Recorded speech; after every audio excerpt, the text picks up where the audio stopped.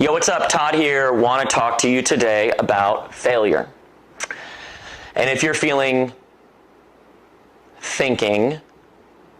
I'm going to fail, or what happens if I fail? And you want to know what you can do about this. Okay. You're doubting. You're doubting yourself, and you're doubting your ability to do things. And you're spending time in your doubts and worrying. There's a constructive way of using these emotions, which is coming up with a plan of what you're going to do. But I'm going to assume that you've already put together a good plan, but now you're just worrying. What happens if I fail? Here's my offer to you. Next time you think that way, tell yourself this: I don't have time for this. What if I fail? I don't have time for this. What if this won't work? I don't have time for this. I don't have time for self-doubt. I don't have time for these small, petty worries. Life's too big. There's too much to be done. There's too many people that need help. There's too much that I want to do. I don't have time for this. Again, I'm not saying that you shouldn't plan things. I'm saying if you already have a plan, it's pretty well thought out, you're already executing, and you're worried if you're going to fail, my offer to you is to tell yourself, I don't have time for this. Remember, I don't have time for this, and then get moving. I don't have time for this, and then start working. I don't have time for this, and then get on your path.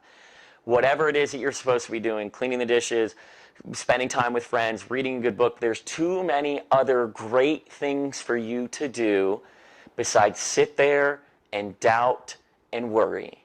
You don't have time for that. You're dying. You may not be alive tomorrow.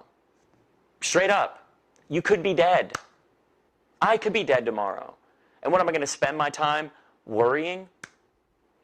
I don't have time for that. You don't have time for that. So my offer to you is for the next 10 days or 5 days, you're worried about you're going to fail. Every time that thought comes up, say, I don't have time for this, and then move into something that's going to help you move forward. Whatever that is, put it into action. I mean, you may even get to the point that when you're feeling self-doubt, that's your cue to get on it. And getting on it could be anything: journaling, meditating, going for a walk, calling a friend, making a video, reading a good book, making another sales call, working on something else. You don't have time for self-doubt and worry. So next time you feel like, what if it fails?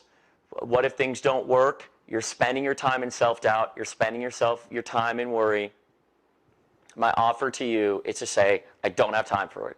Cut it off. I don't have time for it, and move forward into something more productive. And there's a million things you can do that are a far better use of your time. Doubt, worry, there's no value there. Planning, sure. I'm not saying don't plan. Planning definitely has value. Once your plan's done and you're worrying and no, that's not helping you at all. That's a complete waste of your life. That's a complete waste of your time. It's not benefiting you. It's not benefiting anyone else. My offer to you is for the next 5 or 10 days, when you're like, oh, what if I fail? I don't have time for that. I don't have time for that. Get going. I don't have time for that. And then just shift into action. I don't have time for it. Pick something on your list that you can do that's engaging and action-oriented, and go for it.